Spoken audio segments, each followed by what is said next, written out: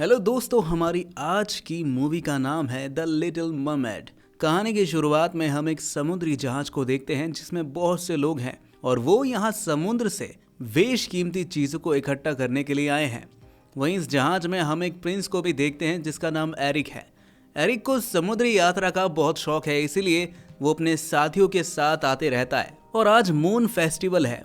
कहा जाता है कि आज की रात जल परियां समुद्र के ऊपर आती हैं। वहीं एरिक के लोग जल परियों को पकड़ना चाहते हैं, लेकिन एरिक ऐसा नहीं चाहता। वो बहुत दयावान है, इसीलिए वो अपने साथियों को ऐसा करने के लिए रोकता भी है। वहीं समुद्र की गहराइयों में हम अटलांटिका शहर के राजा को देखते हैं जो अपनी सभी बेटियों को अपने पास बुलाते हैं। उनकी 6 बेटियां तो उनके पास आ जाती है, मगर उनकी सबसे छोटी और 7वीं बेटी एरियल वहां पर नहीं आती, जिस पर राजा अपने वफादार केकड़े से कहता है, जा भाई देख कर आ तो कहाँ है वो।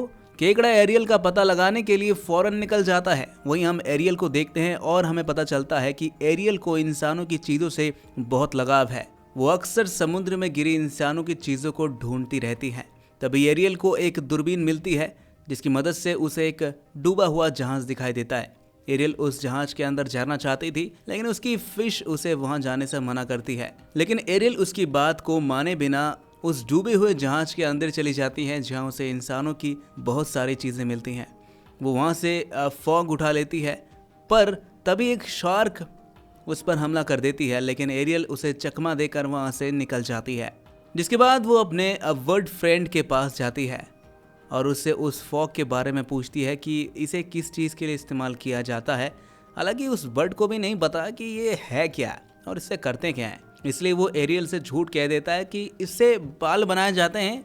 अब एरियल उसकी बात सुनकर उस फॉग से अपने बालों को बनाने की कोशिश करती है, पर तभी वहाँ पर केकड़ा आ जाता है। वही केकड़ा जो उसे बताता है कि आज मून फेस्टिवल है और आपके पिता ने आपको मीटिंग के लिए बुलाया, कहाँ रह गई थी आप। उसकी बात सुनकर एरियल फौरन अपने पिता से मिलने के लिए निकल जाती है।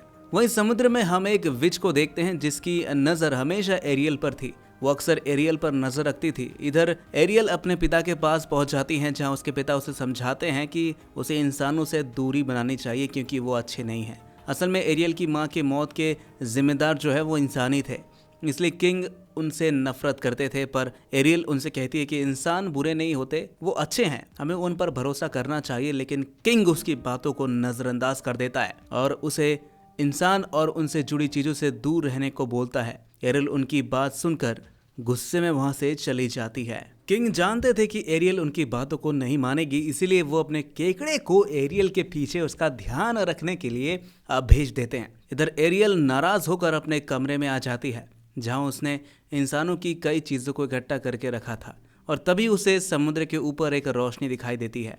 एरियल जब ऊपर जाकर देखती है तो उसे एक बहुत बड़ा जहाज दिखाई देता है जिसमें लोग आतिशबाजी कर रहे थे, और ये जहाज किसी और का नहीं बल्कि एरिक का है।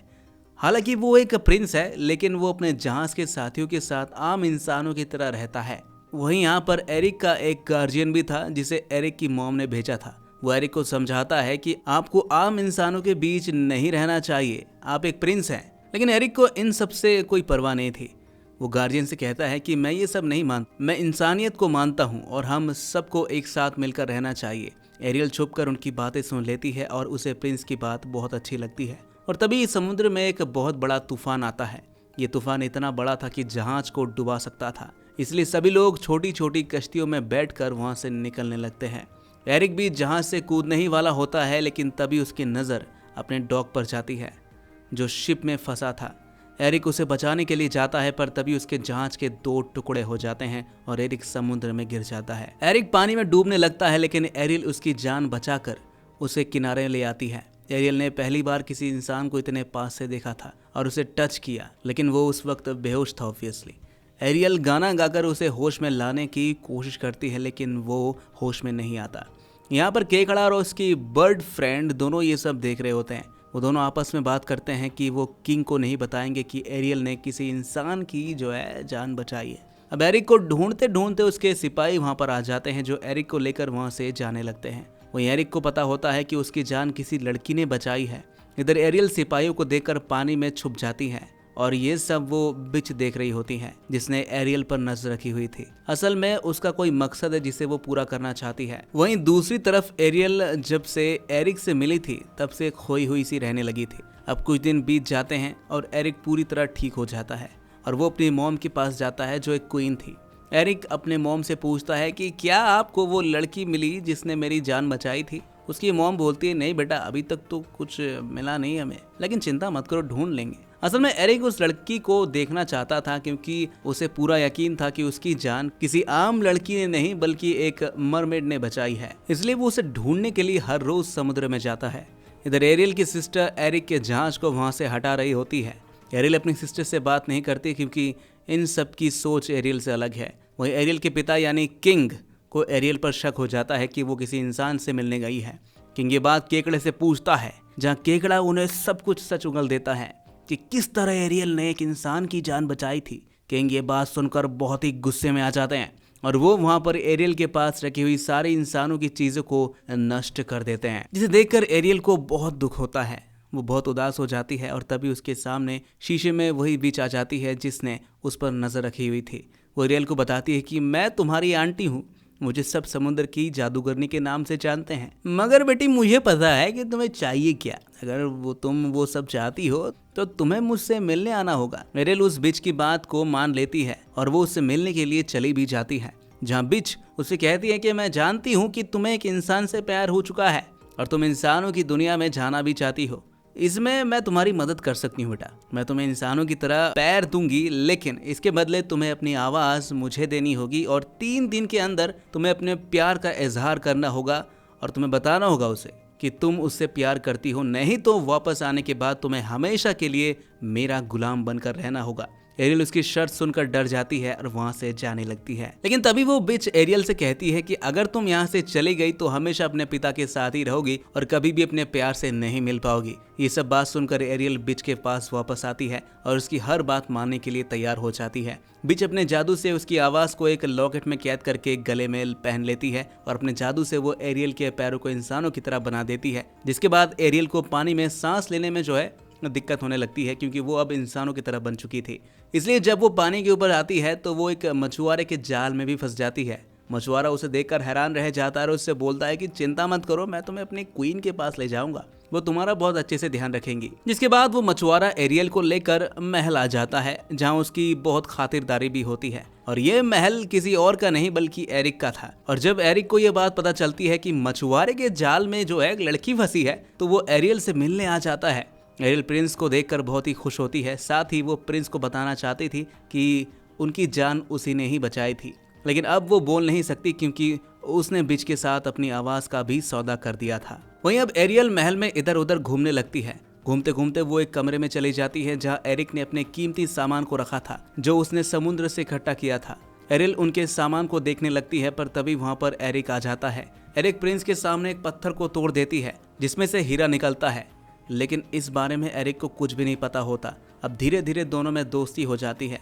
एरिक को एरियल का साथ अच्छा लगने लगा है। वो एरियल को दुनिया के बारे में बहुत कुछ बताता है, लेकिन तभी वहाँ पर एरिक का गार्जियन आ जाता है जो एरिक को बताता है कि वो लड़की अभी तक नहीं मिली है जिसने आपकी जान बचाई है। एरिक उनसे कहता है कि मैं खुद ही उस लड़की को ढूंढ लूंगा, आप बस घोड़ा गाड़ी का इंतजाम करिए। इसके बाद एरिक के लिए घोड़ा गाड़ी मंगाई जाती है जिसमें वो एरियल को लेकर समुद्र के किनारे जाता है। दोनों को एक दूसरे का साथ बहुत ही अच्छा लगने लगता है। वहीं दोनों एक फेस्टिवल में जाते हैं जहां ये खूब एंजॉय करते हैं। अब रात में दोनों नाव से जा रहे होते हैं। वही हम एरियल के फ्रेंड्स को भी देखते हैं जो आपस में बात कर रहे थे कि एरियल को कैसे भी करके प्रिंस को अपने दिल की बात बतानी होगी और उसे किस करना होगा, तभी वो इंसान बन पाएगी।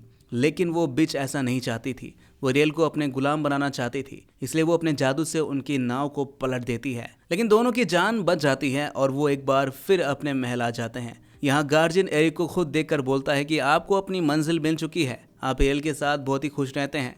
मुझे लगता है कि हमें उस लड़की को ढूंढना नहीं चाहिए जिसने आपकी जान बचाई थी। लेकिन यहाँ एरिक उस लड़की से मिलना चाहता था, इसलिए वो समुद्र के किनारे जाता है और जोर जोर से आवाज लगाता है कि वो कौन है जिसने उसकी जान बचाई है। और तभी चारों तरफ धुआं उठने लगता है। वहीं एरिक को एक लड़की दिखाई देती है जो पत्थर पर बैठी हुई थी। एरिक उसे देखकर समझ जाता है कि ये वही लड़की है जिसने उसकी जान बचाई थी। एरिक उस लड़की को लेकर अपने महल आता है। उधर दूसरी तरफ अटलांटिका शहर में एरियल के पिता यानी किंग एरियल के लिए बहुत ही परेशान थे। वो अपनी सारी बेटियों से कहते हैं कि जाओ और एरियल को ढूंढ कर ले आओ।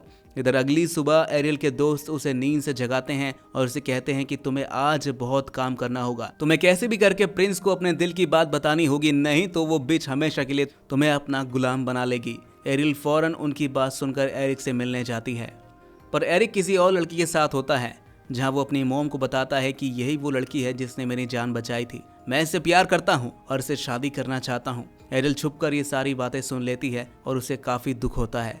तभी हम उस लड़की के गले में एक लॉकेट देखते हैं। असल में ये वही लॉकेट है जिसमें एरियल की आवाज कैद है और ये लड़की कोई और नहीं बल्कि वही विच है। लेकिन यहाँ एरियल को पता नहीं होता कि ये विच है जिसने उसके साथ सौदा किया था, इसलिए वो यहाँ से दूर चली जाती है।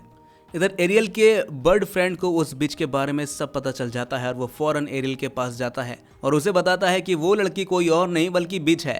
मैंने उसके लॉकेट में तुम्हारी आवाज़ सुनी है, वो तुम्हारे प्यार को तुमसे छीनना चाहती है, तुम्हें उसका सामना करना होगा ताकि तुम हमेशा एरिक के साथ रह सको। अब ये बात सुनकर एरियल के अंदर हिम्मत आ जाती है और वो महल वापस आ जाती है, जहाँ महल में एरिक और उस लड़की की एंगेजमेंट की पार्टी चल रही थी।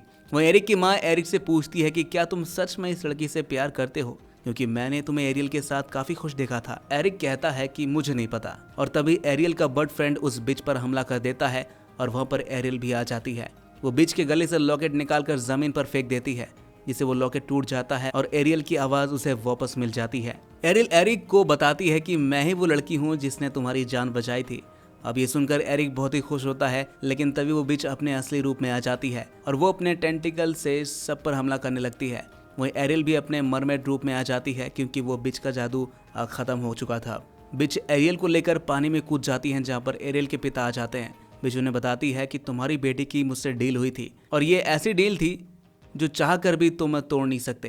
अब एरियल के पिता एरियल की जान के बदले अपनी जान का सौदा बिच से कर लेते हैं। बिच किंग को मारकर उनकी जादुई हथियार ले लेती है और वो समुद्र की रानी बन जाती है। लेकिन बिच अपने वादे को तोड़ देती है और वो एरियल को मारने के लिए आगे बढ़ती है, पर तभी एरियल को बचाने के लिए एरिक आ जाता है और वो बिच पर हमला कर देता है। पर वो बिच अपनी जादू से एक बड़े ऑक्टोपस का रूप ले लेती है और पूरे समुद्र को अपने कंट्रोल में कर लेती है। वही पानी में डूबा हुआ शिप ऊपर की तरफ आ जाता है और वो बिच एरिक को मारने ही वाली होती है कि तभी एरियल उस शिप को जो ऊपर आ जाता है उसके स्टीयरिंग को बिच की तरफ घुमा देती है, जिससे वो शिप बिच के अंदर घुस जाता है और उसकी मौत हो जाती है। जैसे ही बिच की मौत होती है, एरियल के पिता वापस से जिंदा हो जाते हैं। एरियल अपने पिता को उनका हथियार देती है और उनसे कुछ भी नहीं कहती, क्योंकि उसके पिता ने उसके लिए कुर्बानी दी थी। अब एरियल वापस से अपने पिता के साथ पानी की गहराइयों में चली जाती है। इधर एरिक तैरकर समुद्र के किनारे आ जाता है और अपने माता पिता से कहता है कि मुझे एरियल के पास जाना है। उसकी माँ उसे समझाती है कि वो एक मरमेड है और उसकी एक अलग दुनिया है जहाँ वो जा चुकी है। वहीं समुद्र के अंदर हम एरियल के पिता को देखते हैं, जो अपने केकड़े से कहता है कि सब कुछ तो ठीक हो गया है, लेकिन फिर भी एरियल उदास है। केकड़ा बोलता है कि एरियल की खुशी एरिक है, वो उसे बहुत प्यार करती है। अब ये बात सुनकर एरियल के पिता समझ जाते हैं कि केकड़ा सही कह रहा है, इसलिए वो अपने जादू से अपने बेटी को इंसान में बदल देते हैं। उधर महल में एरिक उदास बैठा होता है, वो हर दिन एरियल को याद करता रहता है, पर तभी वहाँ पर एरियल आ जाती है, जो अब एक नॉर्मल इंसान बन चुकी है। एरिक एरियल को देखकर गले से लगा लेता है और इसी हैप्पी एंडिंग के साथ हमारी ये कहानी भी खत्म हो जाती है। आई होप दोस्तों आपको ये कहानी अच्छी लगी होगी। अगर अच्छी लगी है तो लाइक शेयर कमेंट सब्सक्राइब जरूर कर लीजिएगा। मिलते हैं आपसे नेक्स्ट वीडियो में, तब तक के लिए आप अपना ख्याल रखें।